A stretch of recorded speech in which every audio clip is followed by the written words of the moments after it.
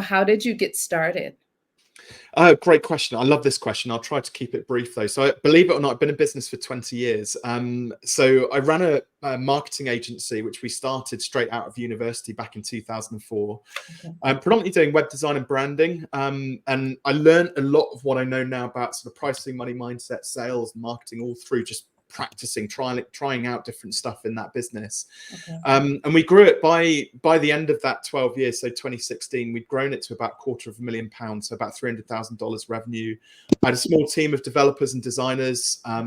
It's just a fun little business, local sort of marketing business. But I reached a point, I was in between daughters. So my first daughter was about 1 and my second daughter was was a couple of months away from being born. And I was just still doing, even after 12 years, lots of all-nighters. My team was a little bit dysfunctional because I didn't have really the business experience. I kind of just learned it on the job and grown my team sort of organically. We had a lot of demanding clients, and they expected a lot for the money which they paid us. And I realized that I just wasn't really that fulfilled. I was kind of just doing this thing like day to day without really having much sort of vision or passion or, those sorts of things. So my immediate thought was, I'll just quit and then figure it out from there. Of course, my wife's Mrs. Waite's 8 months pregnant, and the moment I went home and said I'm getting rid of the agency, the international sign of distress went up. I was like, oh my god, what a stupid decision, Robin, like what are you doing to us? But actually it ended up being the best decision ever. So when word got out that I was exiting the agency, somebody came to me and wanted to buy out my client base and some intellectual property. So again, not for a huge sum of money, but enough that I had a bit of security for a year or two. Yeah. And I could rethink what it was that I wanted to, why I was doing what I was doing. So during my paternity leave, a few people said, "Oh, we heard you sold your agency. Do you think you could help us do that?" So Jovanka, I'm very easily swayed when it comes to like cups of coffee and cake. Yes. Like, I'll give as much free advice away when somebody puts a slice of cake in front of me. So I did a bit of informal mentoring just for free, basically, and very quickly realized the conversations I loved were the ones where I was talking about strategy and goal setting and pricing and going through the numbers with the business owners. And in the previous business, when I tried to raise those conversations, I used to get like the big hand. No, Robin, I just want you to build me a website. And they weren't really, it didn't feel like they were interested in my ideas for business growth. So it really opened my eyes up to sort of mentoring and coaching. I did a couple of qualifications through Rich Litvin as a big like my hero when it comes to coaching. He's one of the best coaches in the world. He wrote this fantastic book called The Prosperous Coach, which I think was like the 3rd business book I'd ever read. And again, just opened my eyes up to the potential of like helping people to achieve stuff that I got a bit stuck doing in my agency. That I now get to have these amazing conversations with all sorts of really fun, interesting, like creative people about how they can then transform their business and not, make the same mistakes which I made back in my agency days. Yeah. Well, it all makes sense, once you realize, well, I'm sure Mrs. Waite was like, wait, literally. But those are the best moments to me, is when you can transition and it's smooth, right? That tells you that there's something else. What is that saying? When one window closes, another door opens, kind of thing. And so you had a bigger way of being able to maneuver and start something that you truly love doing. Tell me about your vision with Fearless. So when I set out, and I'll be very honest, I didn't necessarily have an external sort of a big vision externally for what I was creating. I had much more of an intrinsic motivation, which I'm kind of like, I need something specific to work to. So initially my goal, and I don't make of it what you will, but basically I was like, I want to match the revenue in my agency, but do that as a one person, like mighty small coaching practice, right? Okay. So yeah, just me on my own, my goal was to get to 250K. And initially, and how I kind of quantified the impacts of that was like, well, if I'm making good money as a coach, it means that I'm doing good stuff for the business owners I get to work with. Yeah. And it was then through the sort of practice of coaching, again, I had my eyes open to what the potential was from coaching. Yeah. And I'll give you an example. One of my early clients, it was a husband and wife team. Well, they weren't married at the time, actually. Rich and his wife Amy, and Rich was a web designer, so it's similar to what I used to do. And they were living in a small house in Bristol. They had 2 young kids. They, their dreams were they wanted a bigger house, that they owned. They wanted to get married.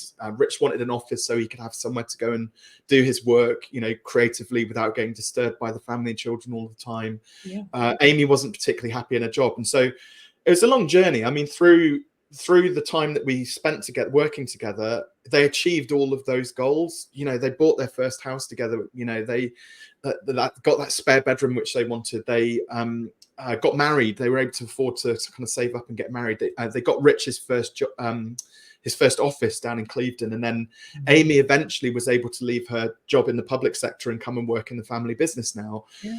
And I realized that that's the stuff that's really, really important to me and to other people, and the impact which I can create. And to give the balanced side of things, whilst I was figuring this out, there were other projects and businesses that I got to work with, but one was this, and I'm really grateful that I got this opportunity, but it helped me kind of discern who it was that I wanted to work with, what direction I wanted to take.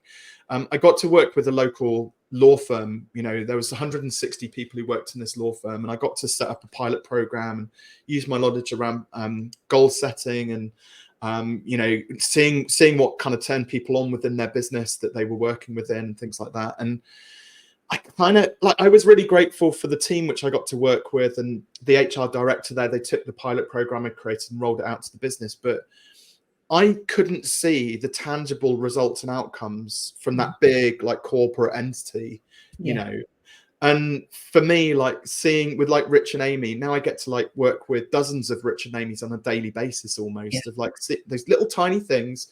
If they just increase their prices by 50%, all of a sudden their profit grows by 120%, and then they can do all these amazing things personally. I'm like, brilliant, that fills me up. Yeah, yeah. And so the corporate was just a bit too corporate-ish, if I may say. And then I think when you do work with a corporate business, it's a whole lot of people, right? And then to bring them on and to collaborate and get them all to be so engaged in the process is a big difference from helping a couple to start their business. And it's also much easier to be able to see their path, right? And then to get feedback on what you've done, to know that they've actually are succeeding in the business that they set out for. So when it comes to the strategies that you have in helping businesses articulate their value, what resonates with potential clients? Yeah, so the story I always like to lead with around the clients which I work with. So I work a lot with what we call service client businesses. So a lot of coaches, consultants, freelancers. They're typically charging or exchanging time for money in some way, shape, or form. And what I've noticed a lot around sort of the Fearless crew is that they are super smart people, really bright. They've got amazing ideas. They get really great results for their clients when they work with them, and they absolutely love the thing which they do. Yes. But a couple of problems come out of that they end up essentially becoming busy fools, and they get to the end of the month, having done all this work, and then they're like, where's all the money? Where's my reward for all of this hard work which I'm putting in? So when we start to unpack it, when people sort of maybe shift from doing a job and setting up their own company, and I think more people should do it, because nobody really wants to work for the man these days. It's so crushing sometimes, unless you're in a job you absolutely love.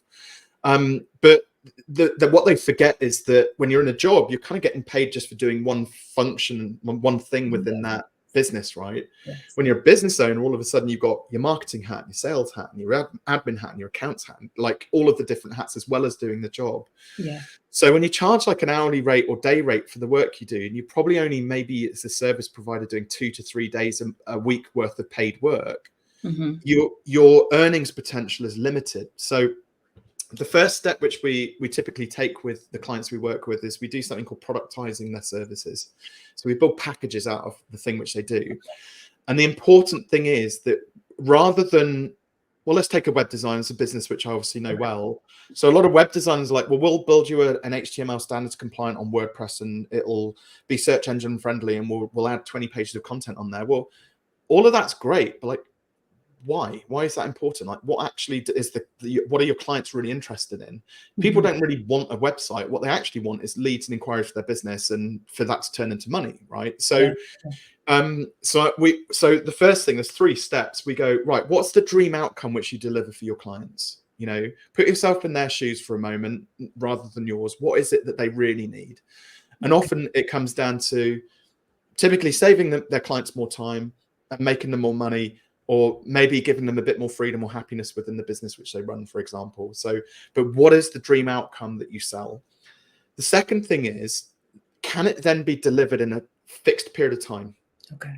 And quite often, this is where the first swear word comes out. I'm not actually going to swear, by the way, just to let you know. But at Fearless HQ, this is a swear word. It depends. Oh, well, it depends on the client. It depends on the product. It depends on what they need. It depends on what they, right. What it depends is code for is that we do too many things for too many different types of customers. Okay. Which kind of means we wing it, and we don't really have any systems or processes in place. And every time they want something, we just kind of make it up on the spot, and we give them whatever it is that they've asked for, irrespective of whether that's the thing they actually need. Right. So I help clients try and identify what is the one thing you do really well for one specific type of client. Okay. Because when you do one thing really well for one specific type of client, you can build systems around it, processes, and step-by-step framework to deliver the same and predictable results for each of those clients that you work with.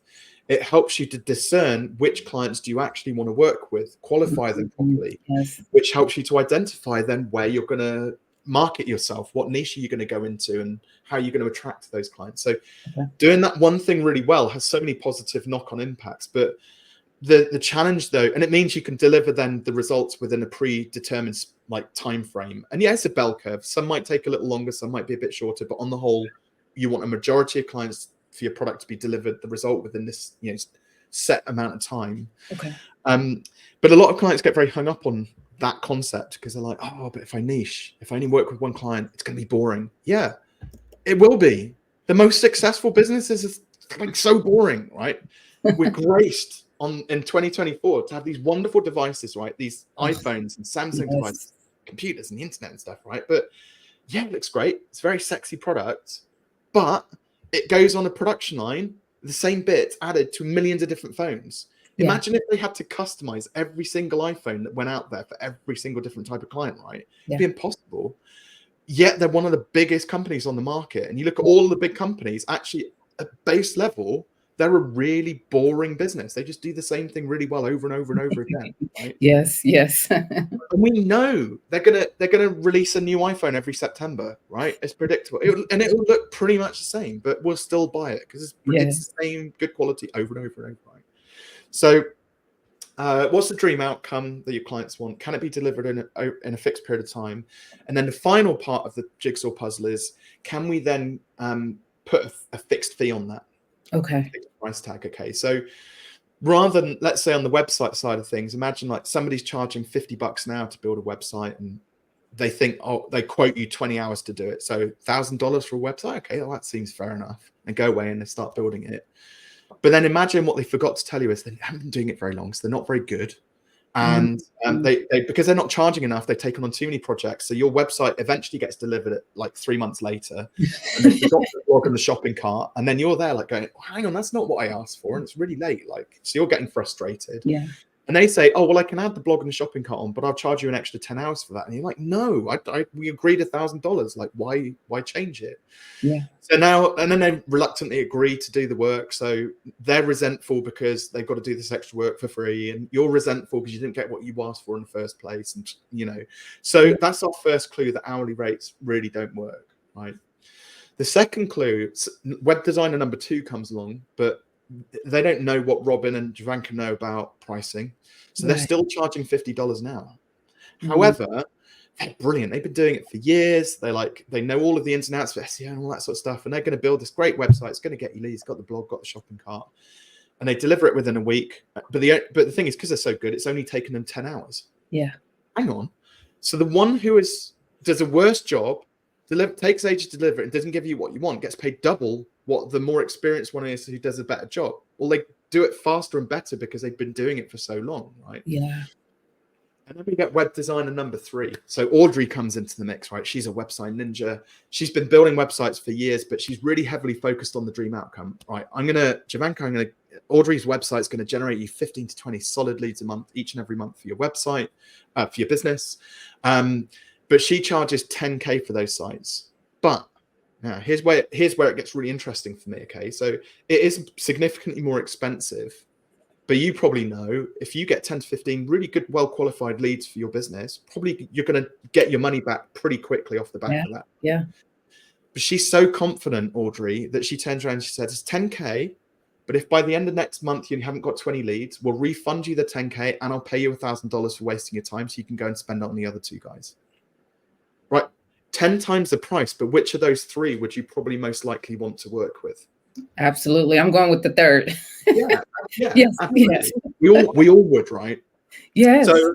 So those 3 things, what it comes down to is like, there's a lot of people who'll be thinking that's all well and good, Robin, but I'm not sure I could do that. And that immediately tells me if there's a slight lack in confidence around, like most people are like, I'm not sure I could deliver those kind of results. I wouldn't want to guarantee that.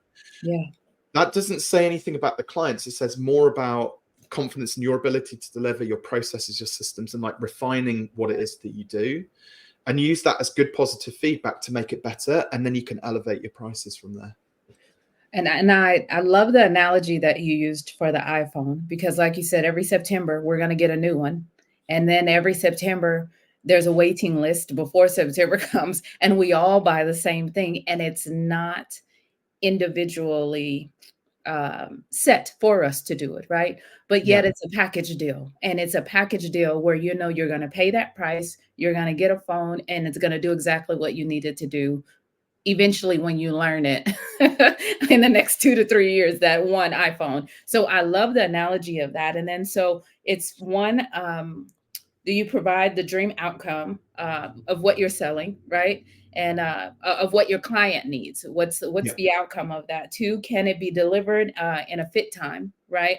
And then 3rd, can we put a fixed fee? Not putting a fixed fee on it, right? And which is what you're saying is an hourly fee. It makes it a little bit more challenging. However, if you package it, then you have a different outcome, such as the last example that you gave me, which was the 10K and then delivered. And then if you don't like it, you get money back plus, plus some. So I truly like the fact that you've been able to tell the audience and how that works for you. I just have a few more questions for you. How do you measure business impact beyond the revenue? Is it more about their successes? Do they come back to you and give you feedback? How do you measure the impact beyond the revenue? Yeah, great question. So things I look for is like the intangible stuff. So my best clients, believe it or not, are the ones who've never spent a penny with me. They've never like had to, but it's because they haven't had to invest in the coaching, because they've got like enough value out of all of the other stuff that I put out there. Yeah. One of the things I'm in a bit of one of those over the last year, I've kind of been developing this concept around the fact that good quality business advice should be democratized. It should be free, because I do believe that like free and good business advice is going to help people get the freedom which they want to get. But let's face it, there's a lot of people on this planet who can't afford, to pay to hire a coach or get a mentor, or maybe just don't have access to the same opportunities which I've had. So the way I look at it is we probably only work with about 30 or 40 clients a year, but those 30 or 40 clients pay enough in amongst them, and I've got a couple of other businesses as well, that I can give away. My goal is to give away 3,000 copies of my book every year. Okay. To make sure that I'm contributing to things like putting my content on YouTube, having a blog which we update regularly, so that those who can't afford an expensive coach, or any coach for that matter, can access business information for free that might just be the catalyst they need to get started. So those are my measures at the moment. It's like, how many books can I get into people's hands? Can I get more subscribers to my YouTube channel so they can watch like helpful videos? At the moment, I'm doing, as part of this, I'm doing a bit of a podcast tour, so that again, there's limitations on how much I can grow my audience. I try my best to grow as best I can, but people like yourself, Javank, who've already got pre-built audiences. Yeah. Let's partner up. Let's spread good word and give some advice out there. If one person off the back of this podcast goes, right, I'm going to start a business, or I'm going to charge more, or, you know, they elevate their vision for themselves, then we're winning, right? Absolutely. Absolutely. I love that. And as we begin to close, what tips do you have? My apologies. What tips do you have for entrepreneurs? You can just give me one. Sure. You've got me now, because you Yeah. know I talk a lot. So that everybody has one little idea blossoming that's just been sat in their head for goodness knows how long. And my advice is, I'm one of those people, I would rather know whether something's going to work or not. So my advice is, my tip is, like, if you've got that thing bubbling away, do something with it, JFDI, because otherwise, like, you'll never know. You'll just sit on it and procrastinate for like years, and maybe take it to your grave. I don't know, maybe have some regret around it. I don't want that for you. Just do it. Yeah. Thank you for being here today. I'm really happy that you tuned in to Vision Pros Live. I'm looking forward to seeing your reactions as these episodes continue to move forward. This is going to get more and more fun. We'll have more and more engagement as well. We'll invite people to participate in the show. And thank you for giving us your time and attention. Have an excellent time building out your vision and becoming a Vision Pro yourself.